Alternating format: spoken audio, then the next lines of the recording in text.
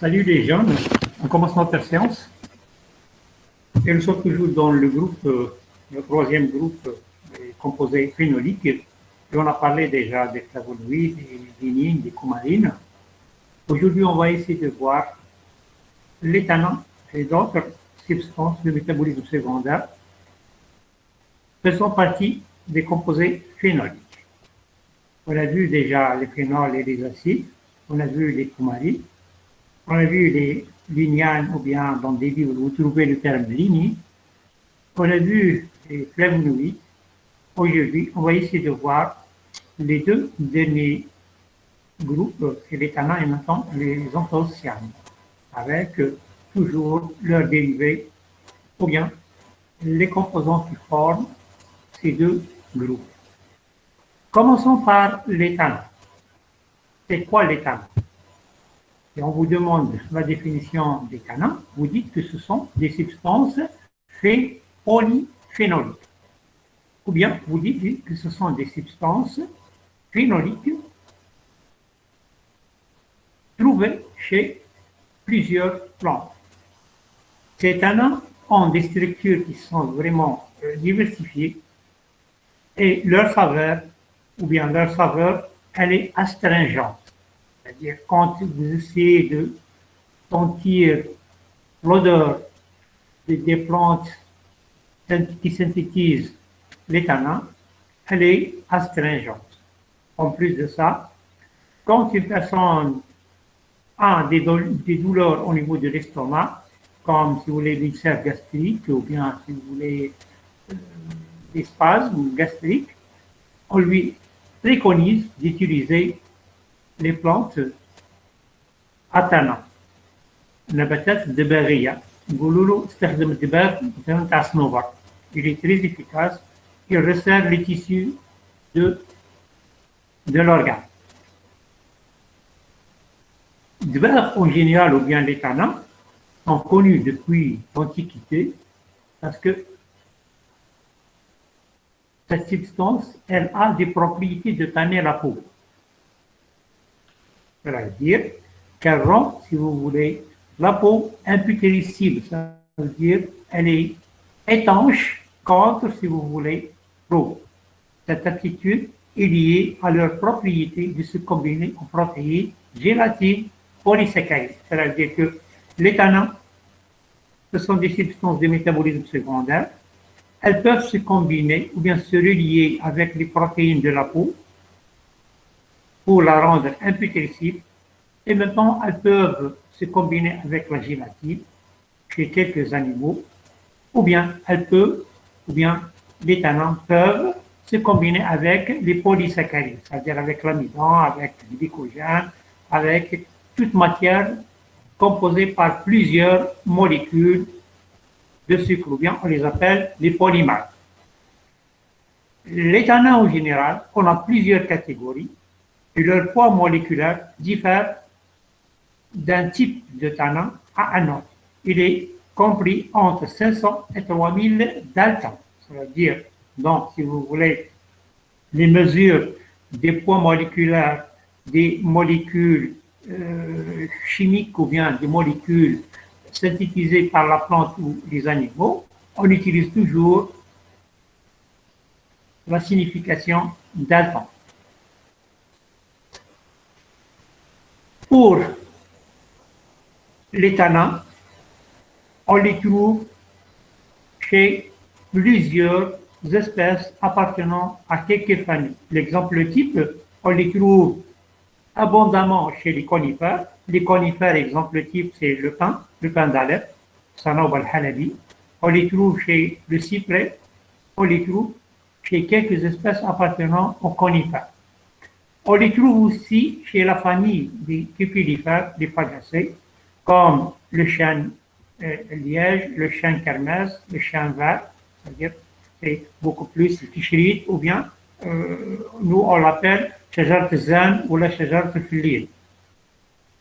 En général, elle est connue par la synthèse des tannins. C'est pour cela qu'on trouve toujours que l'écorce de la plante, il contient toujours la couleur marron foncé ou bien la couleur rougeâtre. On a aussi une autre famille qui est connue aussi par la synthèse, ou bien la biosynthèse, ou bien la production des tanins, la famille des polygonacées. On a la famille des rosacées, des fabacées, myrtacées et des rubiacées. Ceci, ça ne veut pas dire que les autres familles ne possèdent pas, si vous voulez, l'habilité de synthétiser comment dire, les tanins, mais ce que vous voyez là, c'est cette famille sont les plus riches en plantes responsables de la synthèse des tanins. Maintenant, on a vu que les familles les plus connues par la synthèse des tanins, au niveau de la plante, à quel niveau on peut trouver, si vous voulez, les tanins? Est-ce qu'on les trouve dans les divers organes de la plante, au niveau du système racinaire, au niveau de l'écorce, le bois, les feuilles, la fleur, la graine, ou bien on les trouve accumulés uniquement au niveau d'un seul organe? Les tanins sont synthétisés à plusieurs endroits de la plante, mais pour chaque plante, les tanins sont stockés à un organe bien défini. L'exemple type, la rhubarbe, en même temps ratania, les tanins sont accumulés dans le système racinaire, dans les racines, et en même temps dans les rhizomes. Les rhizomes, c'est quoi les rhizomes? C'est une tige qui est rampante, qui va servir en tant qu'un organe de raisin. Chez le chêne comme le chêne liège, le chêne kermès, le chêne vert, le chêne zan, et maintenant quinquina, les tanins sont stockés beaucoup plus au niveau de l'écorce de l'arbre. Chez Acacia acachou, on les trouve dans le bois, ça veut dire dans toute la partie, si vous voulez, aérienne, qui est lignifiée, c'est la tige, que ce soit tige principale ou bien les tiges secondaires. Chez Amamilis, nous, en arabe, en général, on l'appelle, c'est une plante qui est utilisée beaucoup plus pour provoquer la diarrhée chez l'homme. Les gens qui souffrent de la constipation peuvent utiliser cette plante. On utilise les feuilles parce qu'elle est très riche en tanins et en même temps en mucilage. Et nous, on l'appelle beaucoup plus sana haram. En arabe, on l'appelle amamilis, on l'appelle sana haram ou bien on l'appelle sana haram. Au niveau des feuilles, on trouve une grande quantité de tanins. De temps à autre, au niveau des roses de couleur rouge, c'est-à-dire les roses de couleur rouge, hein, au niveau de la fleur, on trouve une grande quantité de tanins. Aussi, chez quelques plantes, comme cola et maintenant noix d'arec, c'est-à-dire la plante on l'appelle arequier, au niveau de la graine, il y aura ce qu'on appelle le stockage des tanins.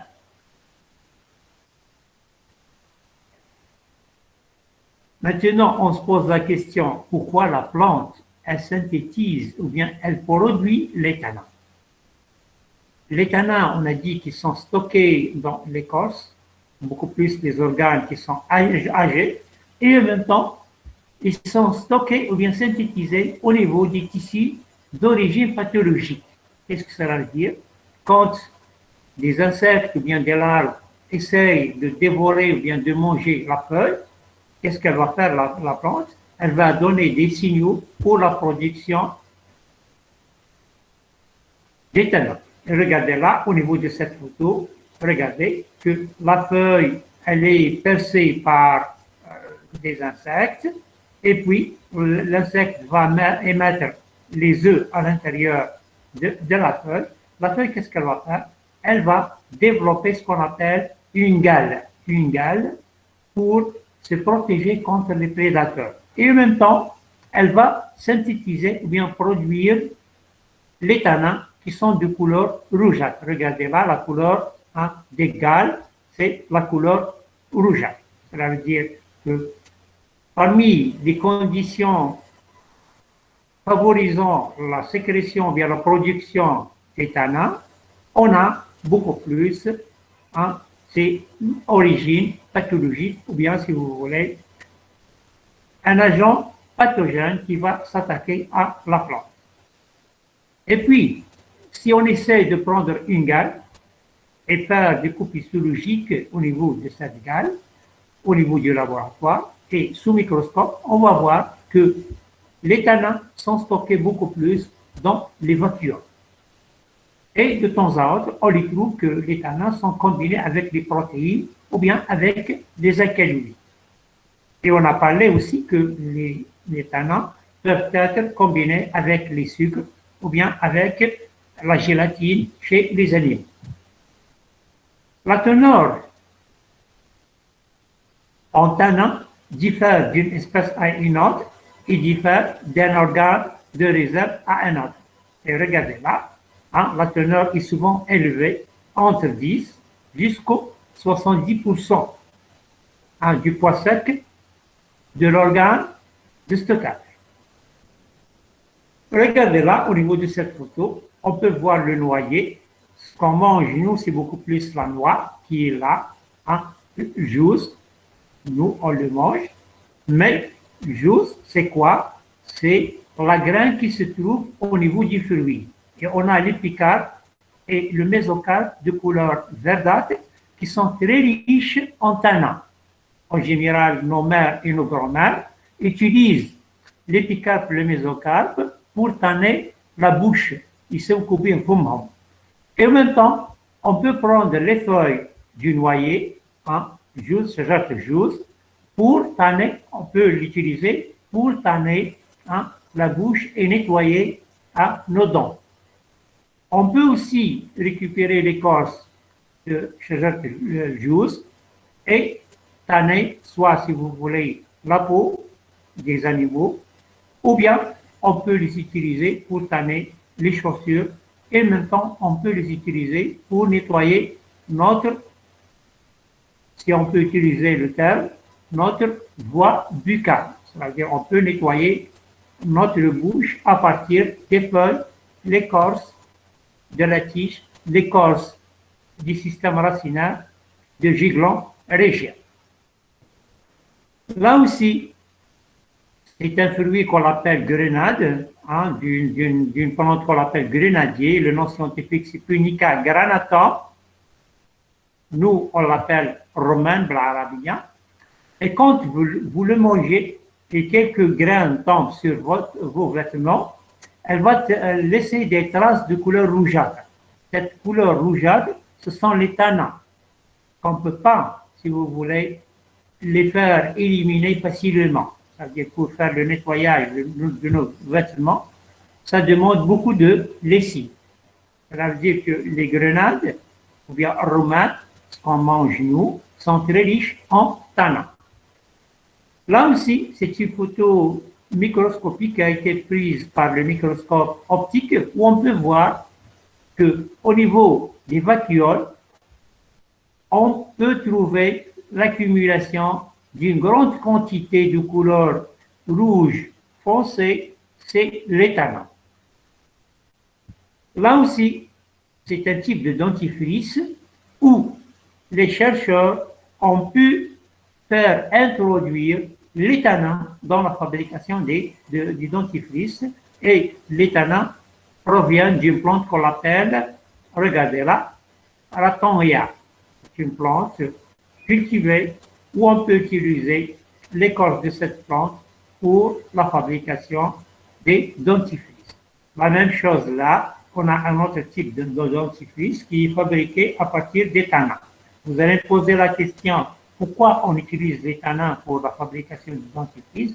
Parce que les tanins sont bénéfiques contre les bactéries, contre les virus, et maintenant elles peuvent tanner la bouche, ou bien la voie buccale, ou bien la muqueuse buccale de notre, si vous voulez, bouche. Là aussi, Signal, je pense que le dentifrice Signal, tout le monde l'utilise. Il est fabriqué à base des huiles essentielles et maintenant à base des tanins. Maintenant, est-ce que toute la gamme des tanins ont la même composition chimique ou non? Selon ces deux structures, on a des tannins qui sont hydrolysables.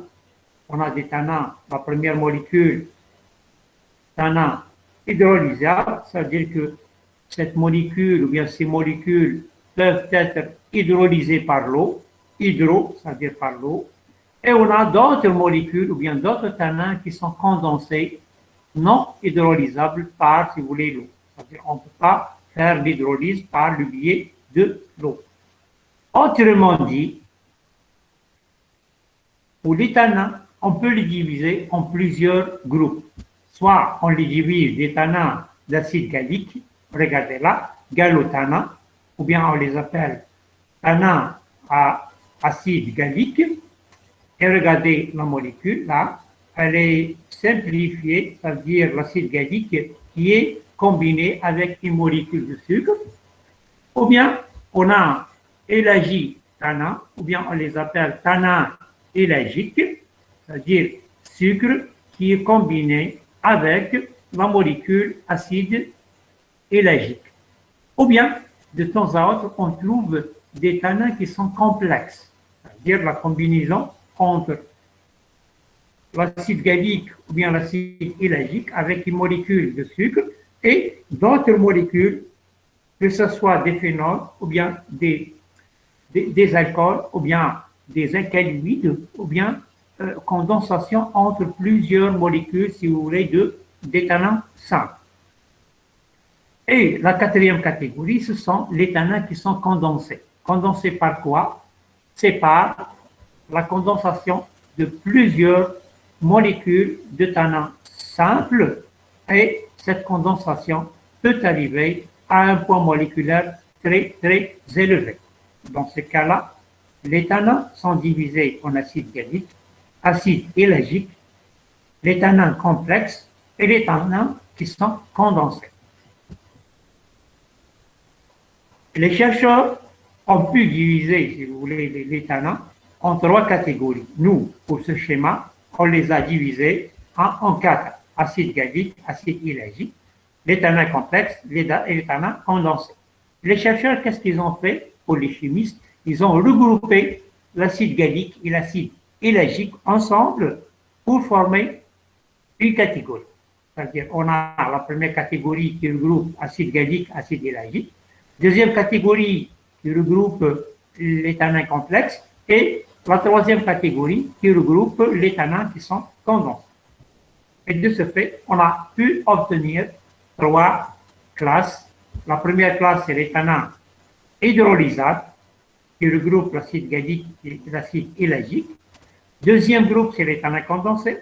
Troisième groupe, c'est les tannoïdes divers, ou bien on les appelle les tannins complexes. Commençons par les tannins hydrolysables. Les tannins hydrolysables. Et regardez le terme hydro, c'est-à-dire qu'on peut les dégrader par le biais de l'eau. Et regardez là, au niveau de ces deux stéréochimies, la première molécule, c'est l'acide gallique. Et regardez, elle possède un groupement carboxylé, c'est-à-dire c'est un acide. Et en même temps, l'acide élagique. Et regardez la différence entre ces deux molécules. Du point de vue, si vous voulez, nombre d'atomes de carbone.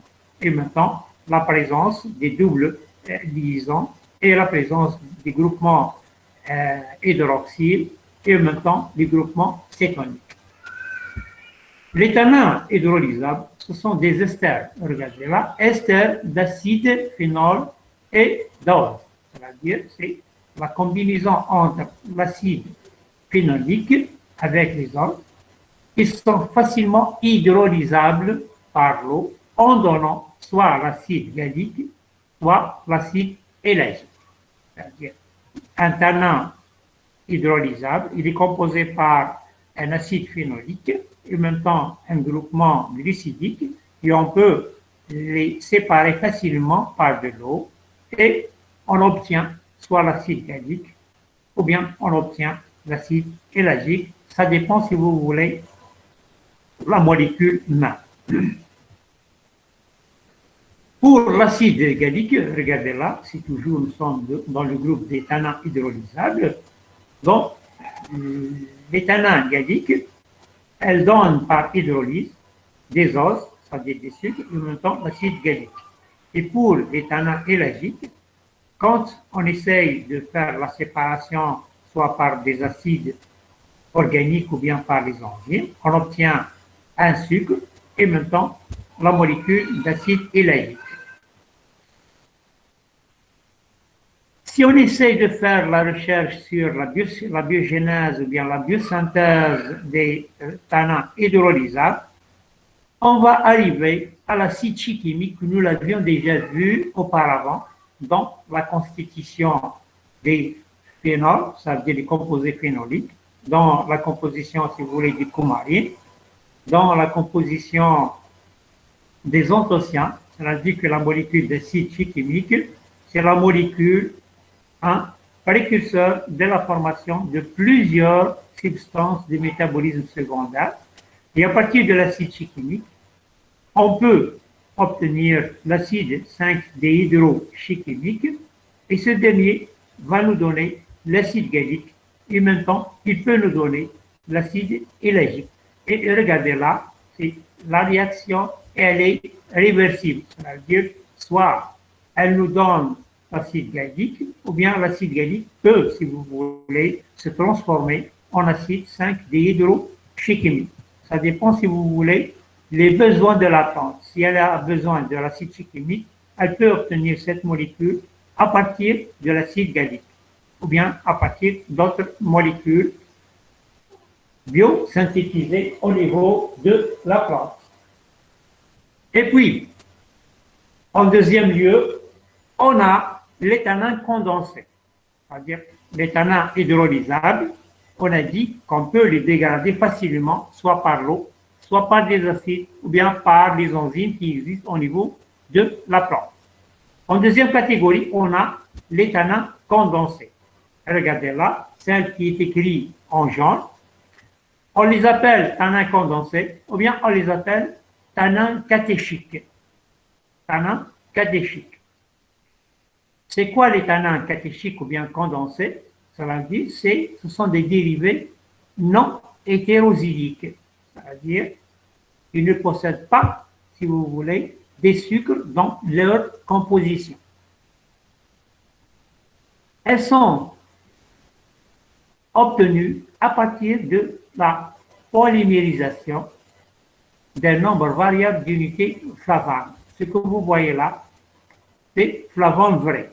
Regardez notre molécule, flavone vrai. Nous l'avions déjà vu chez les coumarines. Et à partir de plusieurs molécules de flavone vrai, ou bien on les appelle 3-flavanols, ou bien on les appelle plus catéchine 3-bêta-OH, moins épicatéchine 3-alpha-OH. On parle beaucoup plus de cette molécule. On l'appelle 3-flavanol, ou bien on l'appelle flavone vrai, ou bien on l'appelle plus catéchine 3-bêta-OH, moins épicatéchine 3-alpha-OH. Et regardez là, on parle beaucoup plus de, là, c'est la catéchine 3-bêta-OH, l'hydroxyle, et en même temps, on parle épicatéchine 3-alpha-OH. À partir de cette molécule, on peut obtenir plusieurs types de tannins catéchiques. C'est quoi? C'est les tannins catéchiques ou bien les tannins condensés. Ce sont des molécules synthétisées au niveau des plantes ayant plusieurs rôles pour la plante elle-même et en même temps pour l'homme. Pour faire la classification, ou bien si vous voulez la distinction entre, si vous voulez, ces molécules, on va prendre en considération quoi exactement? On va prendre en considération la masse moléculaire de ces molécules. Et la masse moléculaire, on commence toujours de la masse la plus faible jusqu'à la fonction de la masse la plus, si vous voulez, forte des molécules condensées. Et par le biais, si vous voulez, de la masse moléculaire, on peut obtenir plusieurs groupes d'éthanins catéchiques ou bien d'éthanins condensés. La première catégorie, c'est, on les appelle pycnogénols. Pycnogénols. Et regardez là, le terme génol, c'est-à-dire que ces molécules, on peut les trouver chez une plante qu'on appelle Eugenia caryophyllata et le giroflier, le clou de girofle, ça veut dire le coronfle. Cette molécule, ou bien les pycnogénols, sont synthétisés par quoi exactement? Sont synthétisés toujours à partir de notre molécule, ce que vous voyez là. 3-flavanols, ou bien on les appelle catéchines libres, ou bien on les appelle 3-4 flavanédiols. On les appelle 3-flavanols, catéchines libres, ou bien on les appelle 3-4 flavanédiols. Et regardez là, on a le groupe toujours OL, ça veut dire que ce sont des alcools. Elle contient dans sa composition soit des alcools primaires ou bien des alcools secondaires. Les pycnogénols sont très réactifs à partir desquels se forment les dimères, on les appelle procyanidols, et puis on peut obtenir des oligomères et maintenant on peut obtenir les polymères. C'est-à-dire à partir de cette molécule qu'on appelle monomère, on peut combiner deux molécules pour obtenir une nouvelle molécule qu'on appelle dimère, ou bien on les appelle procyanidols, et on peut ajouter d'autres molécules ou bien d'autres monomères pour obtenir des oligomères, et on termine par la formation des polymères qui contient plusieurs monomères de 3-4 flavanédiols. Pour les éthanins condensés, ou bien les catéchiques, ou bien dans des livres vous trouvez le terme catéchine, les éthanins condensés sont formés à partir de 5 à 10 unités de 3-flavanols. C'est-à-dire qu'il nous faut 5 molécules jusqu'aux 10 molécules pour obtenir soit l'éthanin condensé sous forme de dimère, ou bien oligomère, ou bien polymère. Et ces produits, en général, ont l'habilité de tanner les tissus. C'est-à-dire, les tanins condensés, on peut les utiliser pour le tannage des tissus et beaucoup plus pour le tannage de la peau.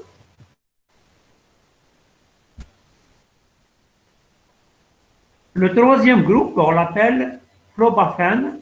Ce sont des produits très polymérisés et oxydés de couleur rougeâtre. C'est-à-dire là, très polymérisé, c'est-à-dire qu'il contient un nombre, si vous voulez, très élevé de 3-flavanols. Et en même temps, elle possède des groupements ayant la possibilité d'être réduits sous forme d'oxyde, c'est-à-dire sous forme de eau, c'est-à-dire des groupes cétoniques.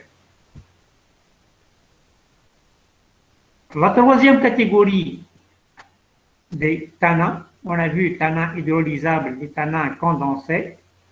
Maintenant, il nous reste les tannins, ou bien les tannoïdes divers. On les appelle tannoïdes divers, ou bien on les appelle des pseudo-tannins. Les pseudo-tannins sont des produits de combinaison entre plusieurs substances de métabolisme secondaire.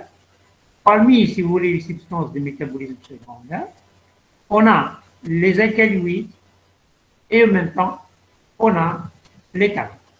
L'exemple type, l'acide chlorogénique, ou on l'appelle caféyl 3-quinyle, on parle de cette molécule, caféyl, qui est combiné au niveau de l'atome de carbone numéro 3 avec l'acide quinique, regardez là, peuvent nous donner plusieurs types, si vous voulez, de tannins. Elles peuvent nous donner plusieurs dérivés de tannins qu'on les appelle les tannins cafétannins. Ils sont rattachés beaucoup plus aux tannins. C'est-à-dire pourquoi on les a mis avec les tannins et pas avec les alcaloïdes, parce que ces produits peuvent tanner les tissus. C'est-à-dire, si une goutte de ce type de tanin tombe sur la peau ou bien un tissu de couleur blanc, il peut la tanner par la couleur marron, ou bien la couleur rougeâtre, ou bien la couleur jaunâtre.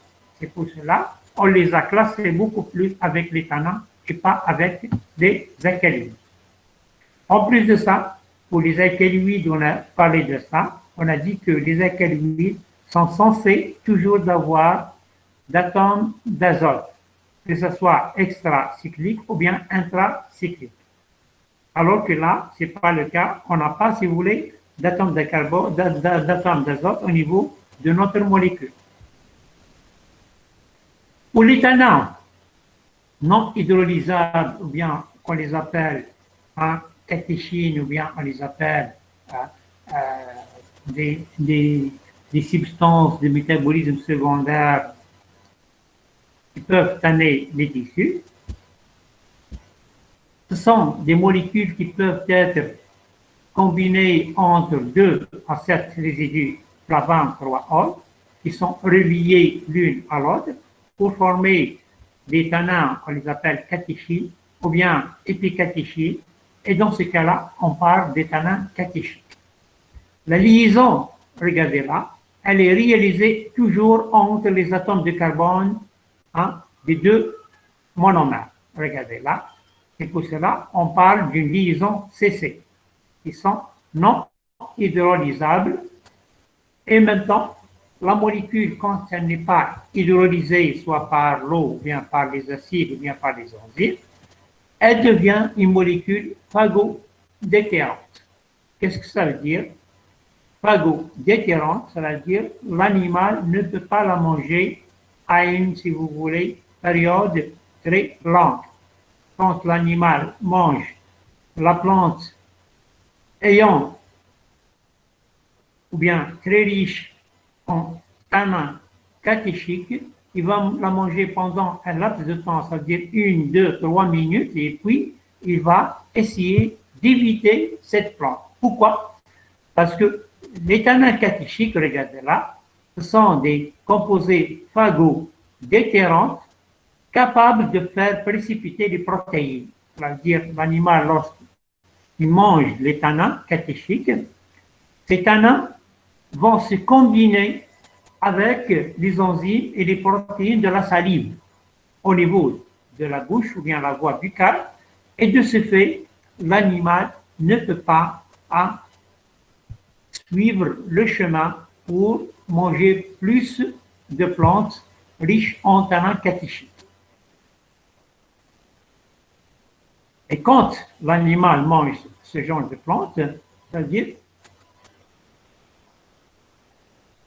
il y aura ce qu'on appelle une baisse d'appétence chez le bétail. C'est-à-dire l'animal ne peut pas suivre son chemin en mangeant cette plante parce qu'elle est phagodétérante.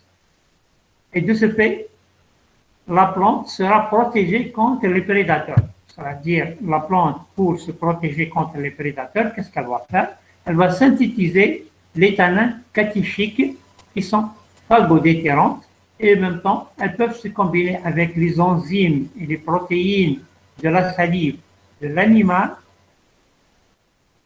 et elle va diminuer la digestibilité des protéines au niveau de l'alimentation de l'animal.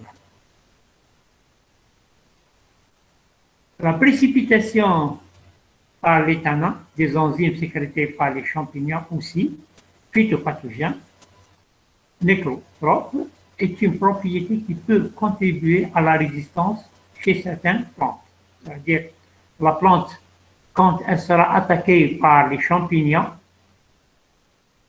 qu'est-ce qu'elle va faire? Elle va synthétiser les tanins, et ces tanins vont se combiner au niveau des champignons avec quelques substances connues chez les champignons, et de ce fait, elle va développer ce qu'on appelle une résistance vis-à-vis des champignons. La même chose, la synthèse des tanins est dans certains cas, induite par la perception de stress et médiée par des mécanismes de signalisation impliquant l'acide jasmonique et ou l'éthylène. Quand est-ce que la plante elle peut synthétiser ou bien produire les tanins? Quand la plante sera exposée à un stress, que ce soit le stress, c'est la température,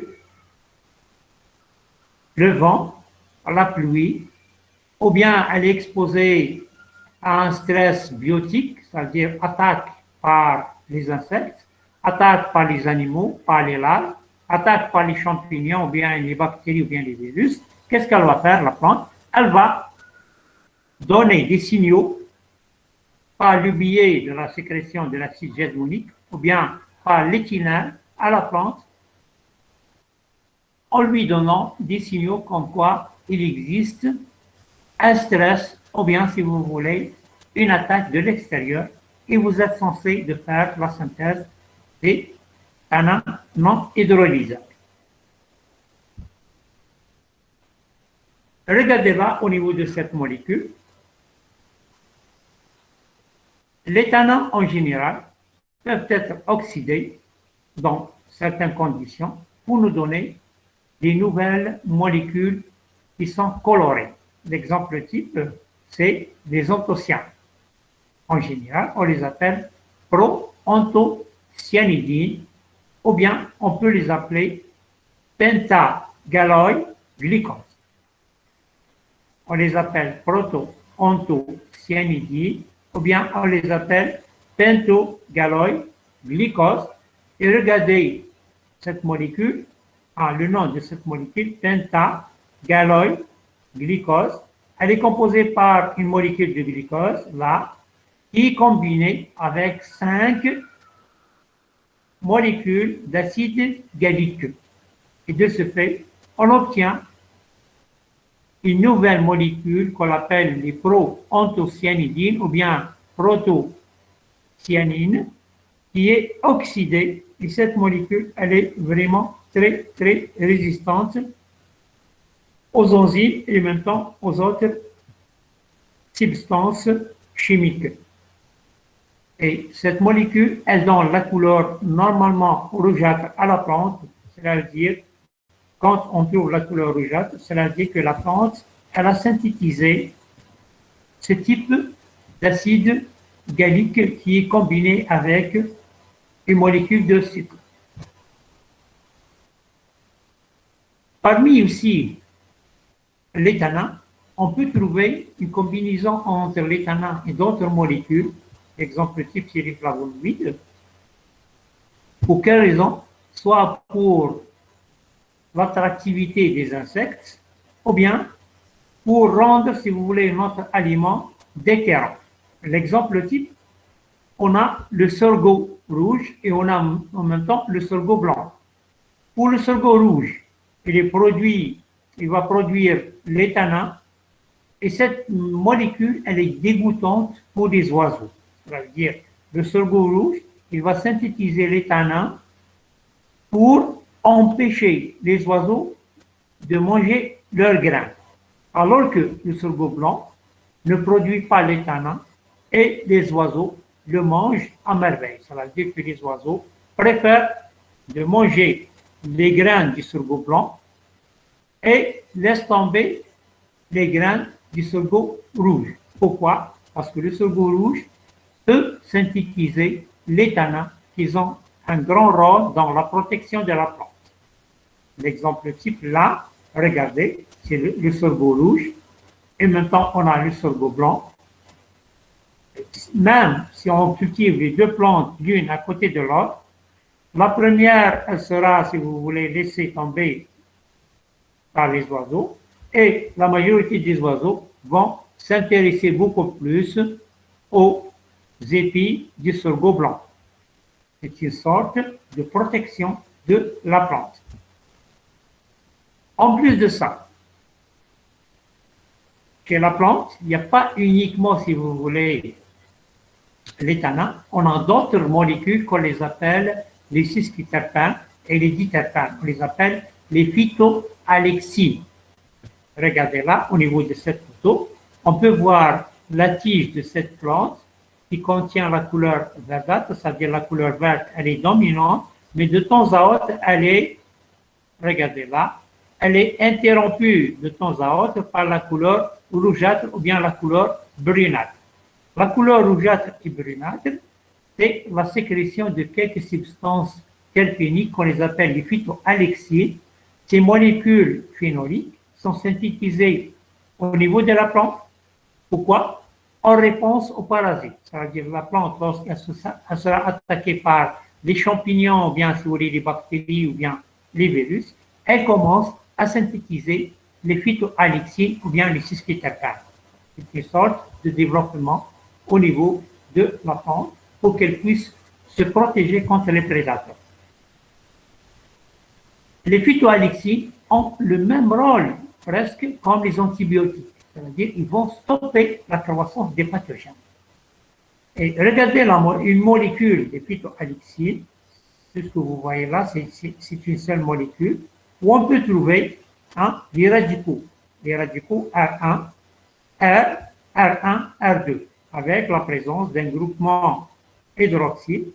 Et lorsqu'on essaye de changer le R1, R2, soit avec des groupements hydroxyle ou bien avec des groupements métaxyles, ou bien on les appelle méthylés, on peut obtenir plusieurs molécules. Regardez là, le R, R1, R2. R et R2, on lui a attribué le groupement hydroxyle, et le R, on lui a attribué un proton H, on a obtenu une nouvelle molécule qu'on appelle apigénédine. Et cette molécule, on la trouve beaucoup plus chez la famille des Apiacées. L'exemple type, c'est comme Sphènaria et des plantes appartenant au même groupe. Le R et R1, R2 aussi, si on va les changer par des groupements hydroxyles, on obtient une nouvelle molécule qu'on appelle, regardez là, l'éthiolylidine. L'éthiolylidine, on le trouve beaucoup plus chez les fabacées, c'est-à-dire le groupe des fabacées légumineuses papilionacées. Aussi, si on change le groupe par des groupements méthoxy ou bien les groupements, si vous voulez, hydroxyle, on obtient une nouvelle molécule qu'on appelle méthoxy, et regardez là, l'éthiolidine. La même chose, si on change les groupements R, R1, R2 par l'hydroxyle et en même temps des protons d'hydrogène en plus des groupements méthoxyles, on obtient une nouvelle molécule qu'on appelle méthylapigénédine. Et vous voyez, ça veut dire le changement des radicaux nous pousse à obtenir des nouvelles molécules de phytoalexines. Et on a dit que les phytoalexines, en général, ce sont des terpènes responsables de la protection de la plante contre les agents pathogènes, que ce soit les champignons, bactéries et maintenant virus. On a aussi chez la plante les huiles essentielles. Et les huiles essentielles, on les trouve, l'exemple type, c'est la molécule de la limonène. On la trouve beaucoup plus au niveau du zeste d'un citron, le quars. Quand vous essayez d'éplucher le quars, il y aura ce qu'on appelle la sécrétion d'un liquide. Et ce liquide, ce sont des huiles essentielles qui sont très riches en limonène. Et pour les huiles essentielles, ce sont des terpènes volatiles qui ont souvent une fonction de défense contre les insectes et les herbivores. Ils sont souvent utilisés pour leur fonction antiseptique ou pour leur odeur comme arôme ou parfum. C'est-à-dire que les huiles essentielles sont utilisées au niveau de la plante en tant qu'antiseptiques et contre les prédateurs. Nous, on les utilise pour la fabrication des arômes, pour la fabrication des parfums. On a aussi, quand vous essayez de prendre une plante, arracher une feuille d'une plante ou bien une tige de la plante, qu'est-ce qu'elle va faire? Elle va faire, ou bien elle va sécréter un liquide laiteux, soit à la couleur couleur blanchâtre ou bien la couleur qui est limpide, qu'on l'appelle le latex. Et regardez là, au niveau de cette plante, hein, on l'appelle Euphorbia. Et maintenant, on trouve ce phénomène au niveau du figuier. Le figuier, c'est le cartouche, c'est verticille.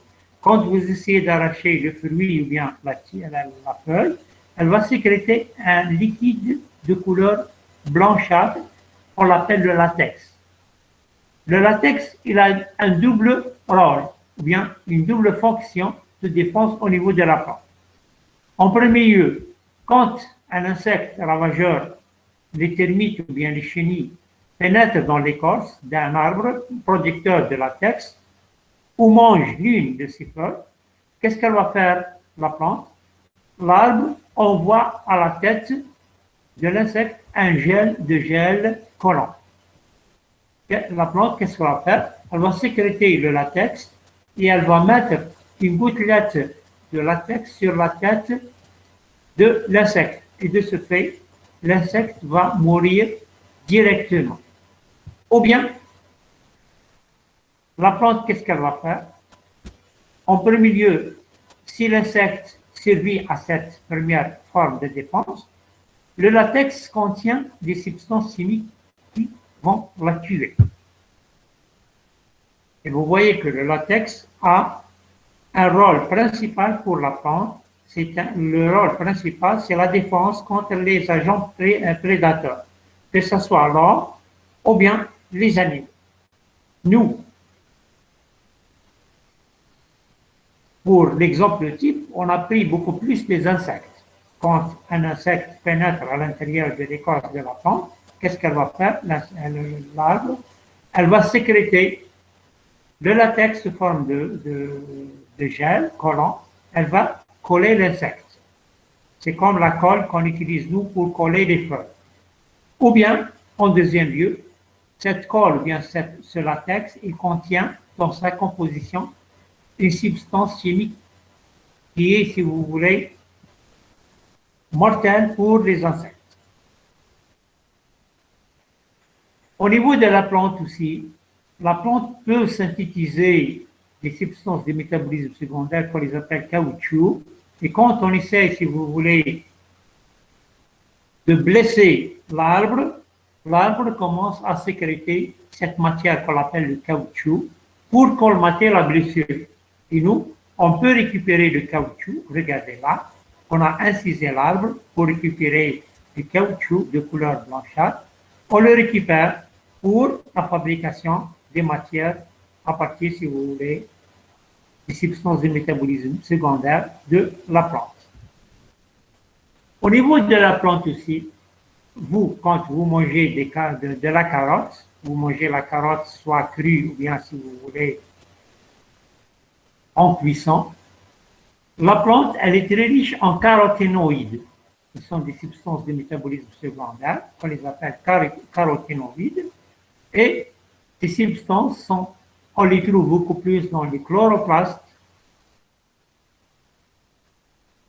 mélangés avec de la chlorophylle.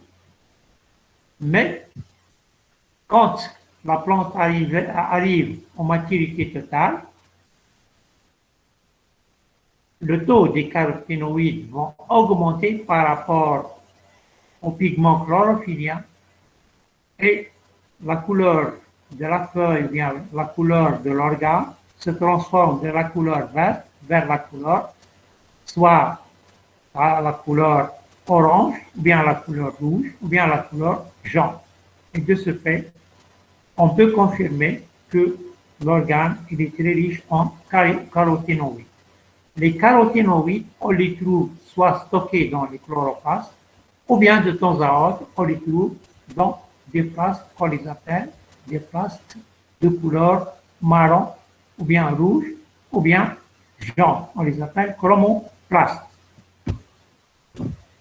Regardez là, on a des caroténoïdes au niveau du système racinaire de la carotte. On les trouve au niveau des pétales des fleurs composées, ou bien on les trouve au niveau des fruits du poivrier, ou bien les poivrons rouges, ou bien les poivrons jaunes. Pour les chromoplastes, en général, ou bien les plastes colorés, à l'intérieur, on les trouve au niveau, si vous voulez, des plastes. Ce sont des corpuscules colorés en jaune, ou bien en rouge, ou bien orange. La couleur dépend de la combinaison des caroténoïdes contenus. Ces caroténoïdes, on les trouve où exactement? On les trouve au niveau de la tomate, des fruits de la tomate, on les trouve au niveau des oranges, on les trouve au niveau des citrons. On les trouve aussi au niveau des fleurs, on les trouve au niveau du système racinaire, et comme on peut les trouver même au niveau des tiges de quelques plantes. De ceci, on a terminé notre programme concernant les métabolites primaires et maintenant les métabolites secondaires pour le module de la biochimie végétale. Il nous reste la programmation de quelques TP pour faire l'extraction et la caractérisation des substances de métabolisme primaire, des sucres, des lipides et maintenant des protéines. Et les métabolites secondaires, on va essayer de faire l'extraction des huiles essentielles et maintenant le dosage de quelques substances comme les coumaries, comme les flavonoïdes et comme les tannins. Je tiens à vous remercier d'être patient avec nous jusqu'à notre jour. Et on va essayer aussi de faire la programmation d'une ou deux sorties sur terrain qui seront considérées comme étant, si vous voulez, des TP. Et j'invite vos collègues qui n'ont pas pu remettre leur TP ou bien leur exposé de le faire le plus tôt possible. De ceci, je termine mon intervention et je vous souhaite une bonne journée. Merci tout le monde.